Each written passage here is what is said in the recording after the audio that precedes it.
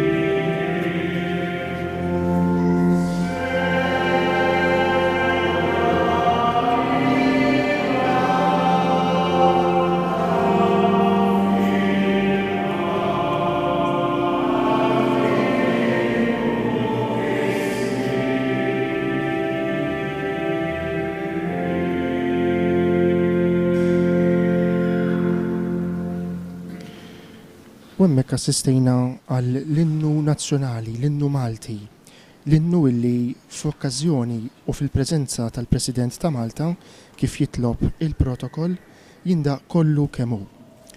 U l-ġemgħa li diġà kienet miġbura minn qabel propju f'dan is-santwarju biex tilqa' tagħti merħba kif jixraq lill-President tan-nazzjon tagħna, issa tinsab imħejja biex minn hawn ftit tal-mumenti oħra nagħtu bidu għaċ-ċelebrazzjoni tal-Qudiesa li f'din l-okkażjoni sejrin ukoll nagħmluha bħala talba lil Omna Marija, il-Verġni Mqazza Marija illi hawnhekk f'Tapinu sejħet permezz ta' Karni Grima u Franġisk Portelli lil poplu tagħna sabiex ikun aktar qrib ta' bina Ġesu.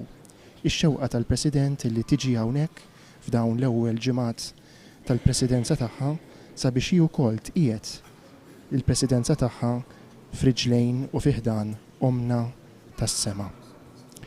Il-President ta' Malta, Miriam Spiteri De Bono, hija il-11 il-kap tal-Istat Malti minn meta sar Repubblika lura fl-1974. Hija it-tielet President li ġejja mill-Gżira ta' Għawdex wara Anton Buttigieg mill-Qala u Censinu Tabone mir-Rabat ta' Għawdex. U fil-fatt nafu wkoll li għalkemm mhux b'mod uffiċjali fil-programm aktar kmieni dalgħodu hija għamlet żjara privata lis-Santwarju tal-Immakulata Kunċizzjoni fil-Qala.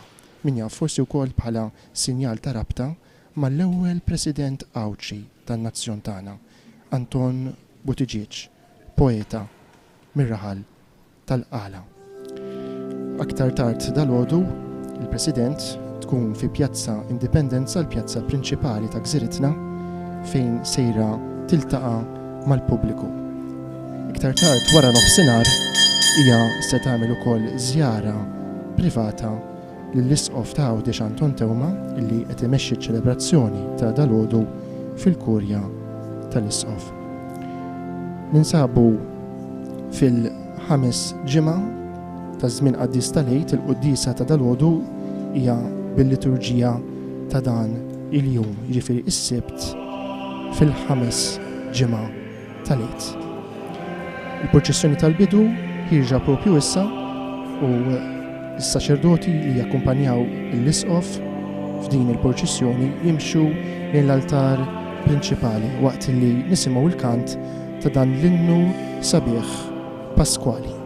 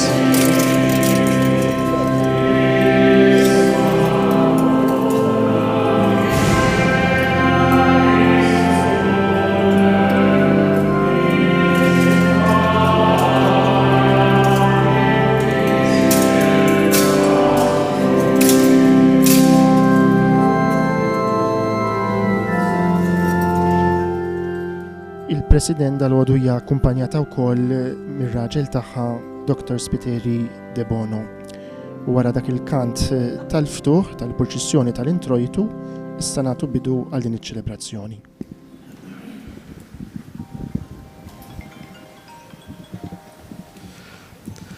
Fl-isem tal-Missier u tal-Iben u tal-Ispirtu Santu. Amen. Il-grazzja ta' Sidna Ġesu Kristu, l-imħabba ta' Alla u l-aqda fl-Ispirtu Santu tkun magħkom il-koll. U tieżis inġbarna fl-imkien biex nagħmlu talba lill Alla bl-interċessjoni ta' Marija l-Om għall-eċċellenza tagħha Mirjam Spiteri de Bono li dalodu qiegħda hawnhekk f'nofsna, reġgħet ġiet lura lejn l-oriġini tagħha u ġiet biex toffri il-presidenza tagħha taħt id-dell ta' Marija titlob l-għajnuna tagħna. U aħna obbligati kollha kemm aħna insostnu il-ħidma tagħha, l-missjoni tagħha bit-talb tagħna. U biex nitħejjew tajjeb ħalli niċċelebraw kif jixraq din l-Ewkaristija, ejjew narfu ħtijietna u nitolbu lil Mulej ikollu ħnina minna.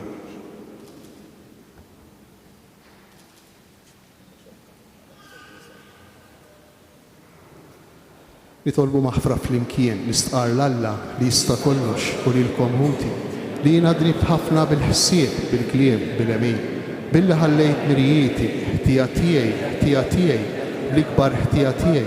Għalhekk nitlob lill-imqazza Marija dejjem Verġni, lill-anġli għad-dissin kollha, lilkom ħuti biex titolbu għalija lil Mulej Alla tagħna. Iħenna lina Alla li jista' kollox, jaħfrilna d-dubitna u jwassalna għal ħajja ta' dejjem. Nitolb.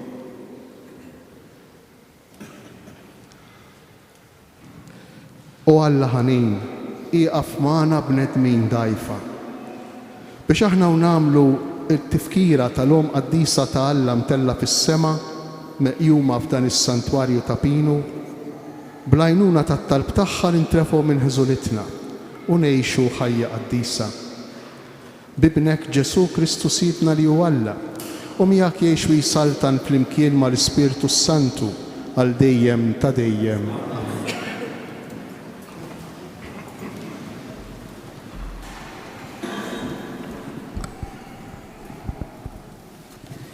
Qari mill-ktieb tal-Atti tal-Apostli. F'dak iż-żmien Pawlu wasal sa Derbi u Listra. Hemmhekk kien hemm dixxiplu jismu Timotju, bin mara Ludija li kienet temmen, imma li missieru kien Griek. U kellu fama tajba mal-aħwa tal-Listra u Ikonju. Pawlu rid jieħdu miegħu. Għalhekk qabad u għamillu ċirkonċiżjoni minħabba l-lut ta' dawk l-inħawi, għax kollha kienu jafu li missieru kien Griek. Huma għaddejjin mill-bliet bdew jarfuhom bid-digriti tal-Apostli u l-Presbiteri ta' Ġerusalemm u jħeġġuhom biex iħarsuhom. Hekk il-knejjes kienu jitwettqu fil-fidi u jiżdiedu fl-att kuljum. Qasmu mbagħad il-Friġja u l-art ta' Galazzja, għax l-Ispirtu Santu ma ħallihomx ixandru l-kelma fl-Asja. Kif waslu fl-inħawi ta' Miżja, ippruvaw jidħlu f'Bitanja, imma l-Ispirtu ta' Ġesu ma ħallihomx. Għalhekk għaddew minn Misja u niżlu Troas. Bil-lejl Pawlu kellu viżjoni. Ra raġel mill-Maċedonja, wieqaf jitolbu hekk. Ejja l-Maċedonja u għenna. Malli ra din il-viżjoni, malajr fittixna nitilqu lejn il-Maċedonja, għax fimna tajjeb li Alla kien sejħilna biex immorru nxandrulhom l-Evanġelju. Il-kelma tal-Mulej. Għas-salm responsorjali ngħidu flimkien Alleluja, Alleluja, Alleluja. Għajtu bil-ferħ lil-Mulej, nies kollha tal-art. Aqdu bil-ferħ lil-Mulej, idħlu qudiemu bana ferrieħi. Flimkien? Kunu għafu li Jaħwe hu Alla, hu ħalaqna u aħna tiegħu. Aħna l-poplu tiegħu u n-naġġ tal-mera tiegħu. Flimkien?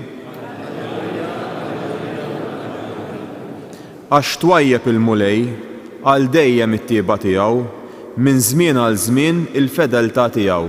Flimkien? Bil-wieqf għall-Vanġelu.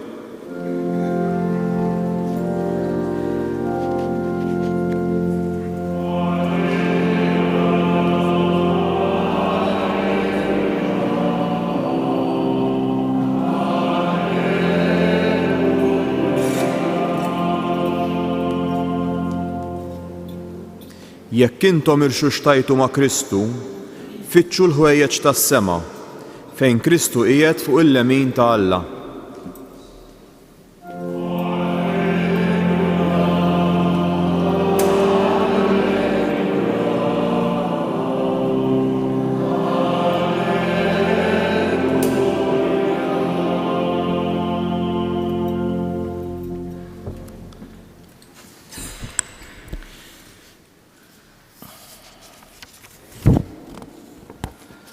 Il-mulej ma'kom.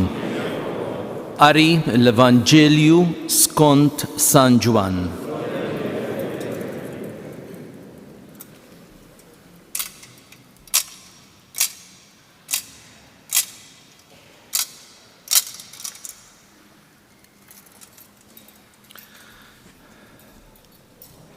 F'dak iż-żmien Ġesu qal lid-dixxipli tiegħu: jekk id-dinja tobodkom, kunu għafu li lili baditni qabel ma badet lilkom.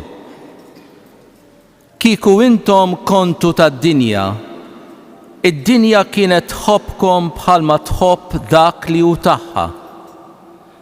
Iżda billi m'intomx tad-dinja, għax jien ħriġtkom mid-dinja, id-dinja tobodkom. Ftakru fil-kelma li jettilkom: il-qaddej mhuwiex akbar minn sidu. Jekk jippersegwitaw lili, qatt jippersegwitaw lilkom ukoll. Jekk ħarsu l-kelma tiegħi, qatt iħarsu tagħkom ukoll. Imma dan kollu qatt jagħmluhulkom minħabba f'ismi, għax huma ma jafux lil dak li batni. Il-kelma tal-mulej.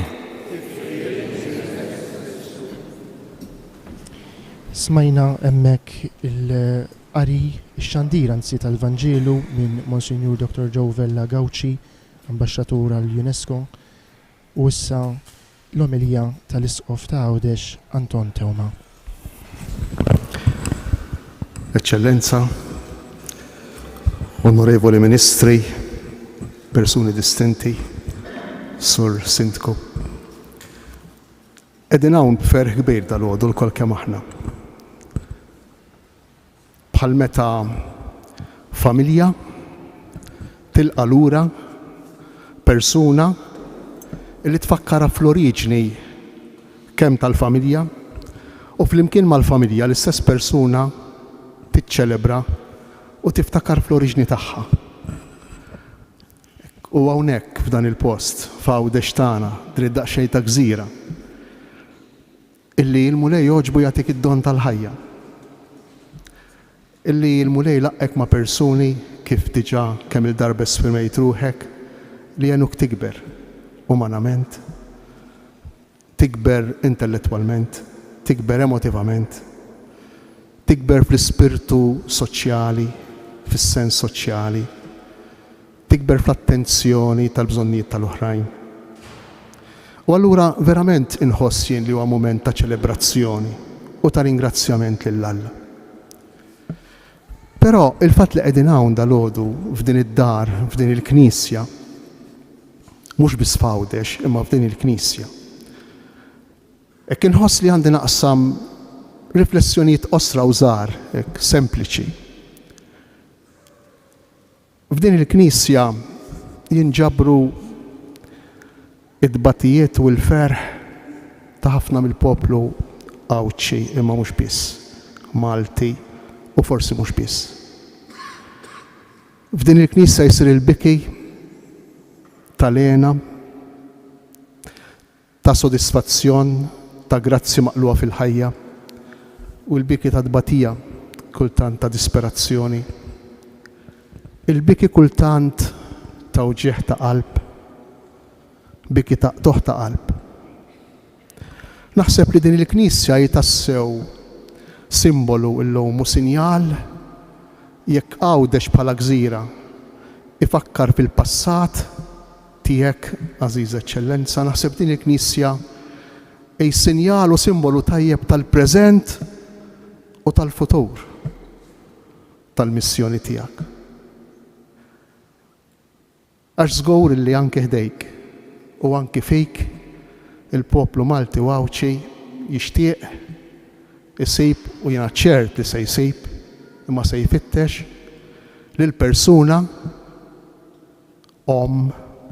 mara miż-żewġa, nanna, li tilqgħu, li tħobbu, li tagħtih sigurtà, li tagħtih sens ta' patriottiżmu, sens ta' nazzjon u li tagħtih ukoll sens veru nitkellmu b'mod maskili imma ta' rġulija.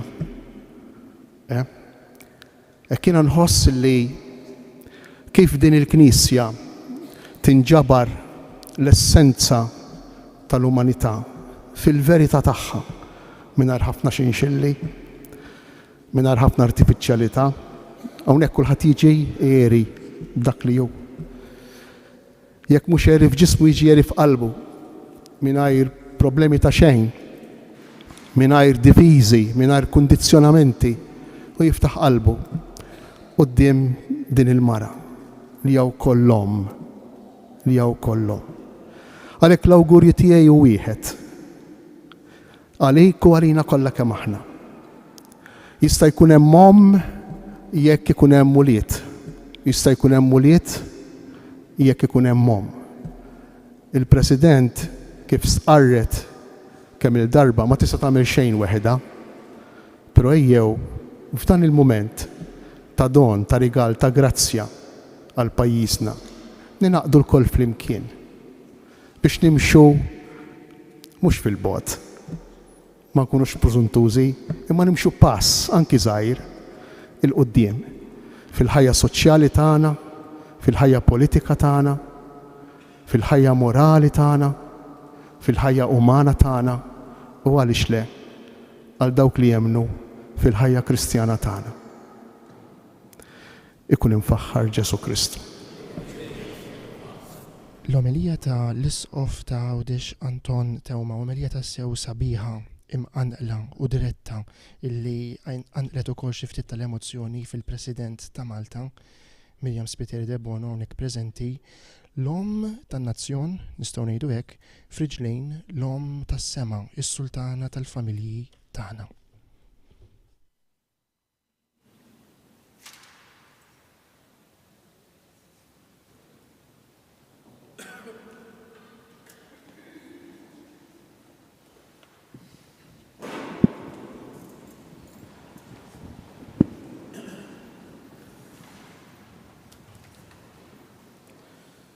Missier tagħna, intrid li ibnek il-waħdini jkun ir-raj it-tajjeb tal-merħla tiegħu. U bil-qawmin tiegħu mill-imwiet tajt is-salvazzjoni lil bnedmin kollha. Ilqa' dawn it-talbiet li fiċ-ċokon tagħna qed nagħmlulek minn din id-dar għażiża ta' Ommu u Omna Marija.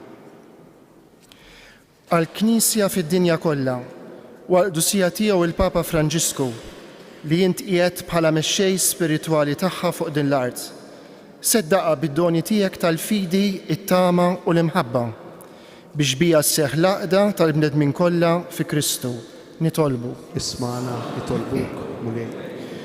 Għall-insara kollha fil-gżira tagħna ta' Għawdex, b'mod speċjali għall-isqof Anton, is-saċerdoti u reliġjużi, il-persuni ta' ħajja konsagrata u l-imamdin li huma impenjati fil-ħajja tal-Knisja biex skont is-sejħa tal-Vanġelu inkunu melħ tal-art u dawl tad-dinja. Nitolbu. Ismana nitolbuk mulej. Għall-mexxejja ta' pajjiżna, b'mod speċjali llum għall-President tan-Nazzjon tagħna, Dr. Miriam Spiteri de Bono, u dawk li jgħinuha fil-missjoni tagħha biex imżejna bid-den tiegħek jagħmlu dejjem l-aħjar għażliet u deċiżjonijiet fl-interess tal-ġid komuni. Nitolbu. Ismana nitolbuk mulej. Għall-familji kollha ta' pajjiżna, l-aktar dawk mill-quta midbatija sew tar-ruħ u sew tal-ġisem. Rott l-għaqda fejn hemm it-tilwim u l-firda, l-imħabba fejn daħlu lejra u l-mibeda u s-serenità fejn l-ansjetà erdet il-paċi tal-qalb. Nitolbu. Ismana nitolbuk mulej. Għal dawk fis-soċjetà tagħna li qed ibatu minħabba xi għamla jew oħra ta' inġustizzja jew tbatija, l-aktar il-foqra l-emarġinati, il-morda, kif ukoll il-barranin li għandna fostna. Ħalli sseħħ ix-xewqa tiegħek li nkunu merħla waħda taħt raj wieħed nitolbu. Ismana, nitolbu mulej. Għal paċi tant mixtieqa fid-dinja tagħna, mifnija minn gwerer u ġlied ta' bosta xorta.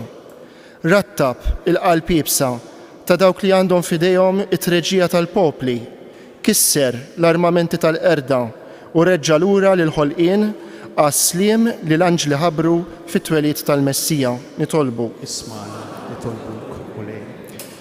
Għal dawk kollha li telqu qabilna fir-raqda tas-sliem, speċjalment dawk li kienu mexxejja għaqlin u benefatturi tal-gżira tagħna ta' Għawdex. Fosthom iż-żewġ presidenti Għawċin, Anton Buttigieg u Censino Tabone, kif ukoll l-erwieħ tal-qraba tagħna nitolbu. Ismana, nitolbu mulej. U Alla ta' kobor bla tarf, intrit li minn dan il-post ażiż jinstema' jidwi l-leħen ta' Ommok Marija, issejħilna l-koll għal-antibnek Ġesu. Bl-interċessjoni qawwija tagħha ta' u sultana tal-familji tagħna, birek u ħares lilna l-poplu tiegħek f'dawn il-gżejjer. Atina li ngawdu mill-ġid tal-grazzja tiegħek.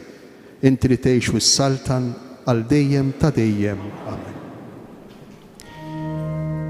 U f'dan il-moment tal-offertorju wara li issa tintemm il-liturġija tal-kelma u nagħtu bidu bil-mod tal-liturġija tal-Ewkaristija, jittellew l-offerti fuq l-altar.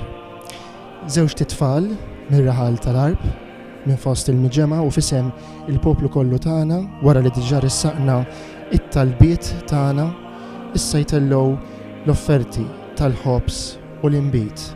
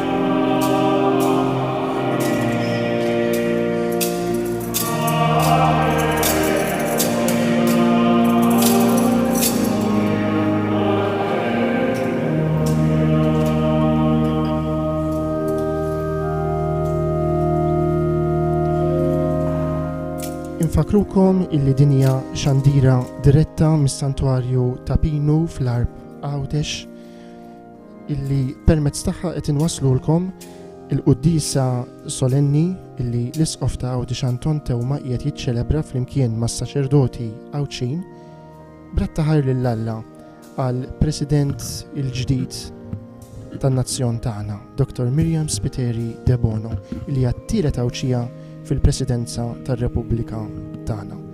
Nieħdu okkażjoni biex insellmu wkoll dawk li qed iseguna permezz tat-televiżjoni.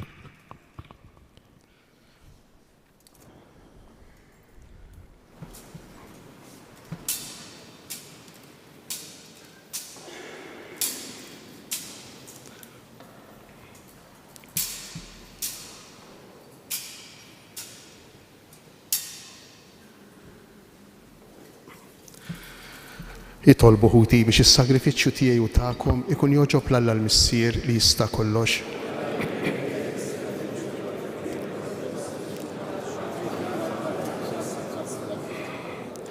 Ferħanin bil-festa ta' Omm ibnek, nofrulek mulej is-sakrifiċċju ta' tifħir biex b'din il-qima qaddisa u l-grazzja tiegħek niksbu dejjem iżjed il-frott tal-fidwa tagħna bi Kristu Sidna.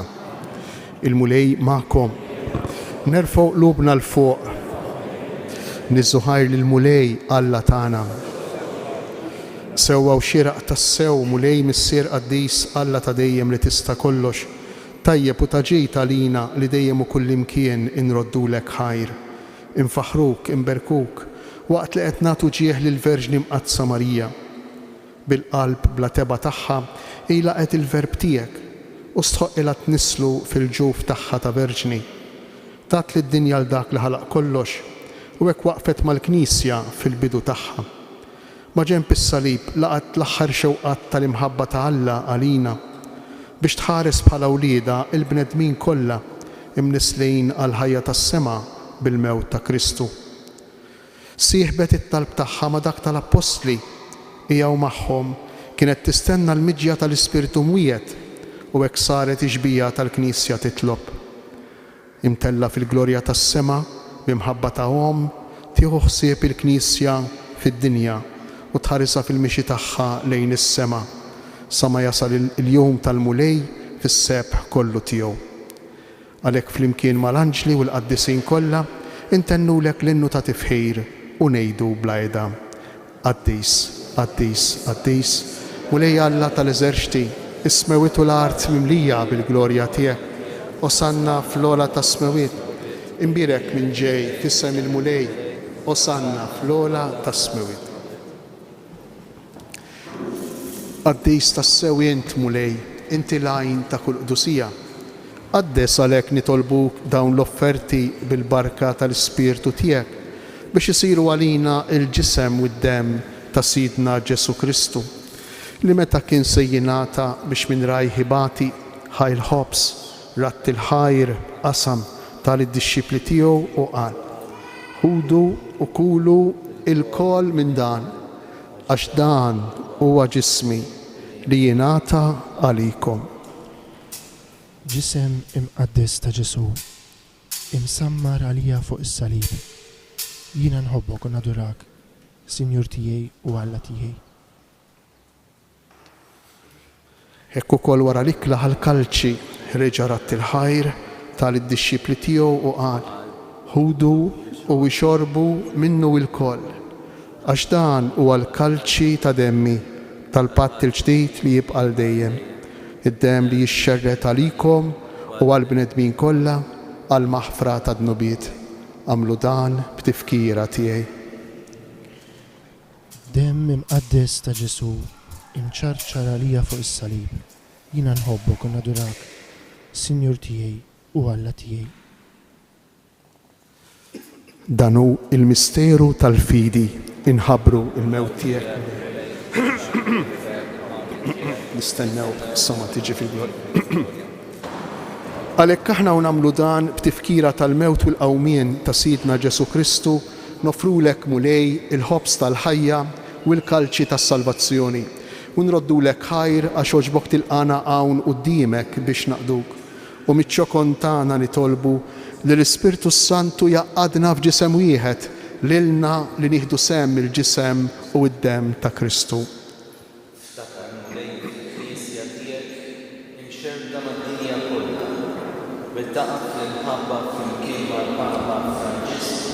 mal-ispoftana Anton u mal-ministri tiegħek kollha.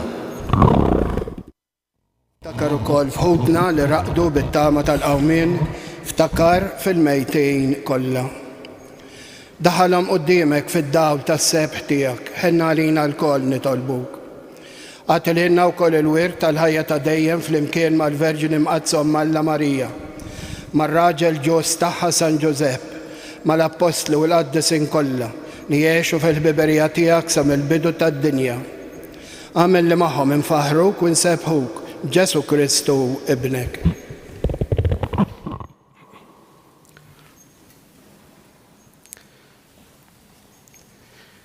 Kristu, ma' Kristu u fi Kristu jingħata lilek Alla missier li tista' kollox flimkien mal-Ispirtu Santu kull ġieħu glorja għal dejjem ta' dejjem. Amen.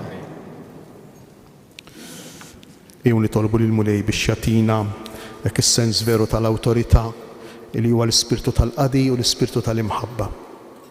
Nitolbuh bit-talba tal-missierna ngħidu flimkien, missierna li inti fis-smawiet jitqaddes ismek, tiġi smitnati, ikun li trid int kif fis-sema hekk fl-ard. Ħobsna ta' kuljum għatina llum. Aħfrilna dnubietna bħalma naħfru lil min hu ħadd jalina. Iddaħħalniex f'tiġrid, isteħlisna mid-deni. Eħlisna nitolbuk Mulej minn kull deni. Għatina fit-tieba u l-ħnina tiegħek il-paċi fi żmienna biex inkunu ħielsa dejjem midnub u mħarsa minn kull inkwiet. Aħna u nistennew u nittamaw lejna u l-miġja tas-Salvatur tagħna Ġesu Kristu. Għax tiegħek is-salta l-qawwa bil-glorja għal dejjem. Mulej Ġesu Kristu li qed l-apostli tiegħek inħallilkom is-sliem, natikom is-sliem tiegħi, tħarix lejn dnubietna. Iżda ħares lejn il-fidi tal-Knisja tiegħek, għatija s-sliem u l-għaqda li jien trid fija, int li tgħix fis-saltan għal dejjem ta' dejjem. Amen. Il-paċi tal-Mulej tkun dejjem magħkom. Miegħek ukoll. Għattu l-paċi lil xulxejn.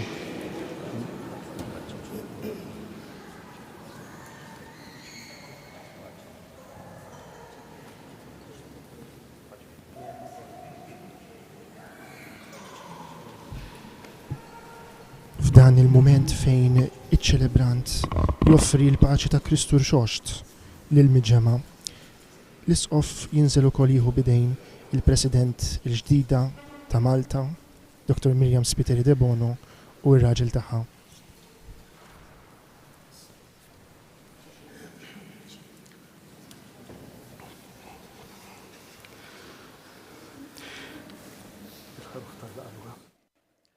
Ħaruf Talla li tneħħi dnubiet tad-dinja ħinna lina.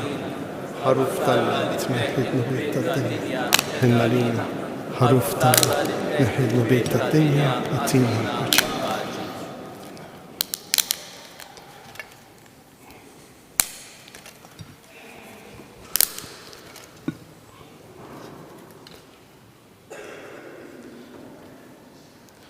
Danu il-ħaruf ta' Alla, danu Ġesu li jerfa' fuqu il-ħtija tagħna, ħenjin aħna li aħna mistiedna għal din l-ikla tal-ħaruf. Mulej, ma jisħoqlix li tidħol taħt is-saqaf tiegħi. Iżdejt kelma waħda u ruħi tkun infejn.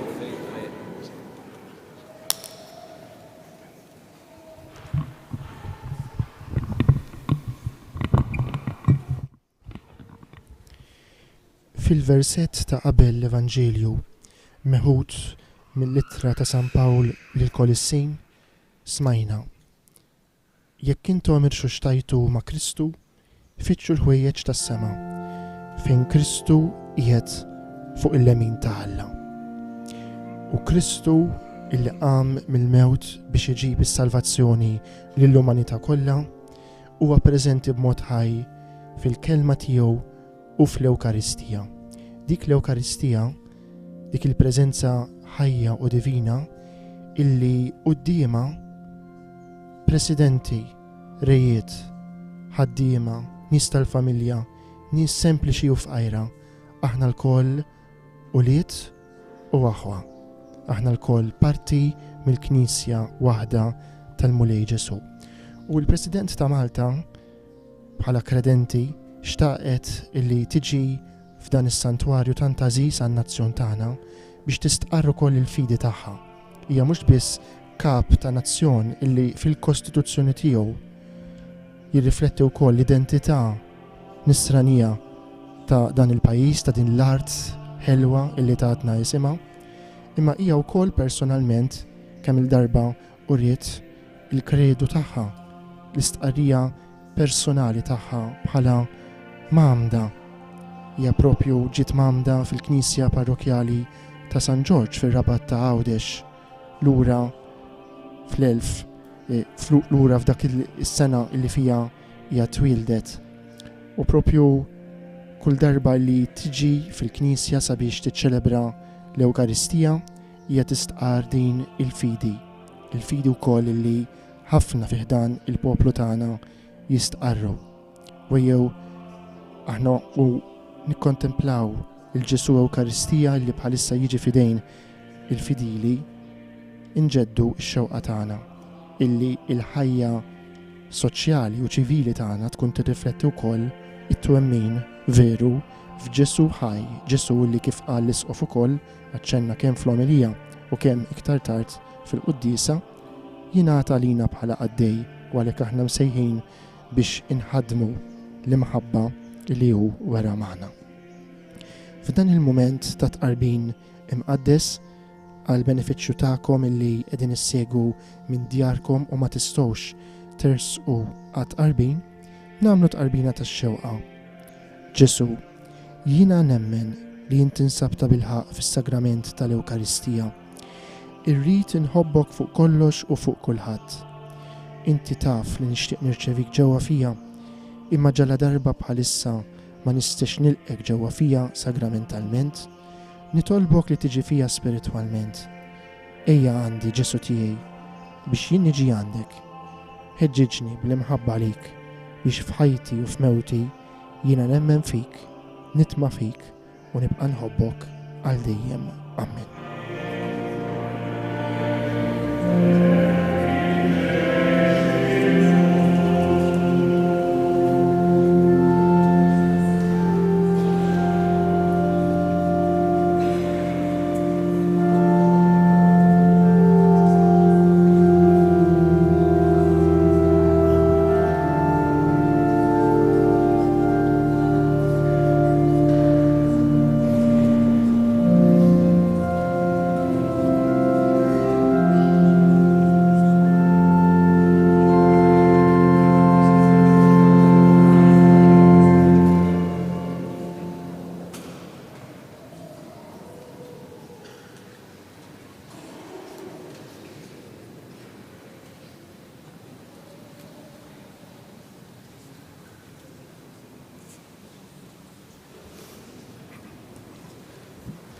nitolbu.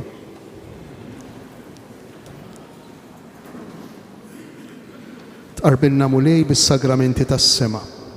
Aħna u niċċelebraw it-tifkira tal-Verġni Mqazza Marija ta' Pinu. Għamel fil-ħnina tiegħek li aħna nimxu fuq il-passi tagħha u naqdu l-misteru tal-fidwa kif jixraq bi Kristu Sidna. Il-mulej magħkom. Iberikkom, iħariskom Alla li jista' kollox, il-Missier, l-Iben u l-Ispirtu Santu. Amen.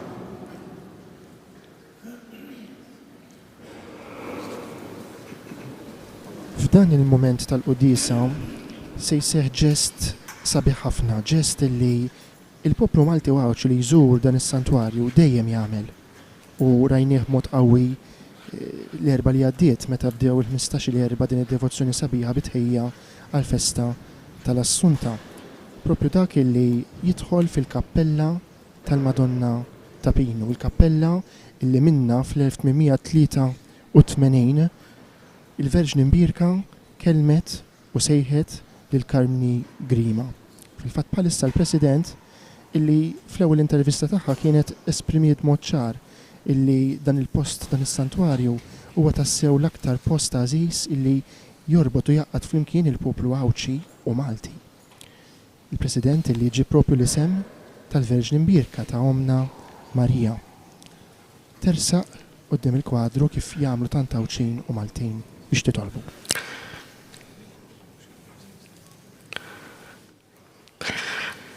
Nitolbu lil Marija għalina u għal pajjiżna.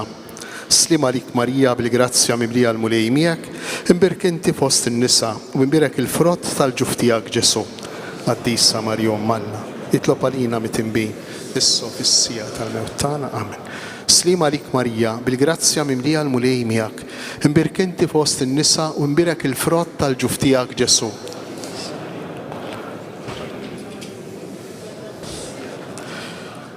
Slim għalik Marija, bil-grazzja mimlija l-mulej miegħek, imbirk inti fost in-nisa u imbirek il-frott tal-ġuf tiegħek Ġesu.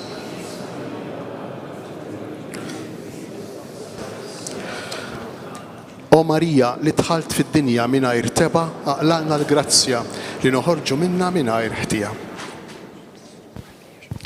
Morru u għejxu fil-paċi ta' Kristu, inroddu ħajr lill-Alla.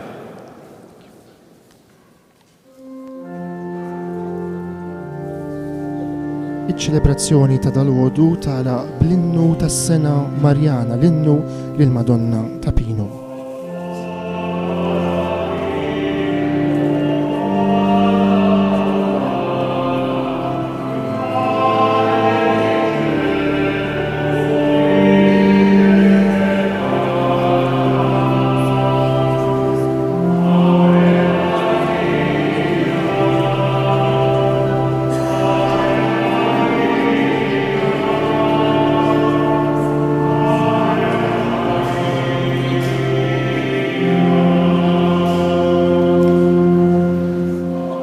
Il-President ta' Malta għadha kemm daħlet fil-kappella tal-Madonna ta' Pino, il-post għażiż f'dan is-santwarju minn fejn omna l-Verġni Marija sejħet lil Karni Grima u lil Franġisk Portelli. Hija għamlet l-istess ġest sabiħ li għamlu ħafna oħrajn qabilha u forsi anki hi fi ġbubitha meta kienet għadha fil-gżira tagħna fejn trabbiet jaf kemm il-darba ġiet f'dan il-post ukoll sabiex tagħmel it-talbit tagħha lil din l-omm. U proprju għall-post li fih daħlu il-papiet, Papa Giovanni Paolo II, il-Papa Franġisku rajnieh ftit ta' snin ilu. U għall-post li minnu Omna Marija tkompli ssejjaħ lin-nazzjon tagħna, lill-poplu tagħna sabiex jersaq lejha fit-talb u jagħmlilha it-talbiet tiegħu.